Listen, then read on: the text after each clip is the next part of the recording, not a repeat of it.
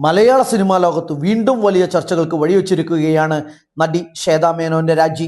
താരസംഘടനയായ അമ്മയിൽ നിന്ന് രാജിവെച്ചുകൊണ്ട് അവർ നടത്തിയ പരാമർശങ്ങൾ മലയാള സിനിമാ മേഖലയിലെ പ്രവർത്തനങ്ങളെ രീതികളെക്കുറിച്ചും വനിതാ പ്രാതിനിധ്യത്തെക്കുറിച്ചും സംഘടനയുടെ ഭാവിയെക്കുറിച്ചും നിരവധി ചോദ്യങ്ങൾ ഉയർത്തുകയാണ്. അവരുടെ രാജിയോടെ നിലവിലുള്ള ഭരണസമിതി പിരിച്ചുവിടേണ്ടി വരും.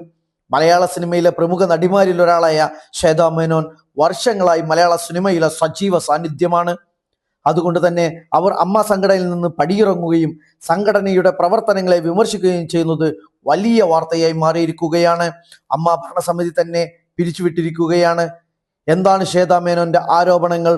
രാജ്യപ്രഖ്യാപനത്തോടെ തന്നെ സംഘടനയ്ക്കെതിരെ ഗുരുതര ആരോപണങ്ങളാണ് ശ്വേതാ മേനോൻ ഉന്നയിച്ചിട്ടുള്ളത്.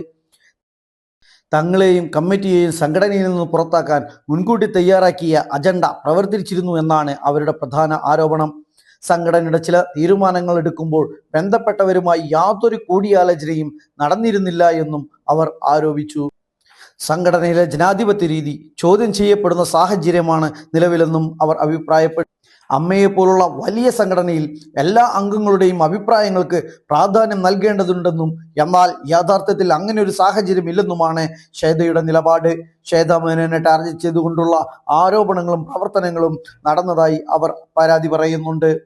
എന്തായാലും വരുന്ന ആളുകൾ അമ്മയുമായി ബന്ധപ്പെട്ട ആരോപണങ്ങളും പ്രത്യാരോപണങ്ങളും കൂടുതൽ ഉണ്ടാകും. മലയാള സിനിമാ രംഗം നേരിടുന്ന ഇത്തരം വിഷയങ്ങൾ എത്രയും വേഗം പരിഹരിക്കാൻ കേരള ഗവൺമെന്റ് ഇടപെടുമെന്ന് ഉറപ്പാണ്.